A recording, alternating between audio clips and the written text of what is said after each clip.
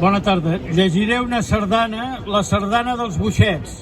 La lletra és de l'Andreu Soriol i Ferrer i la música d'en Pau Sicart i Güell. En un lloc del Penedès, enclavada en un vinyar, hi ha una vila, Gaia Vila, que feineja a més i andar. Una vila riallera, tota plena de clarors. Eixa vila ben amada és la vila de l'Arboç.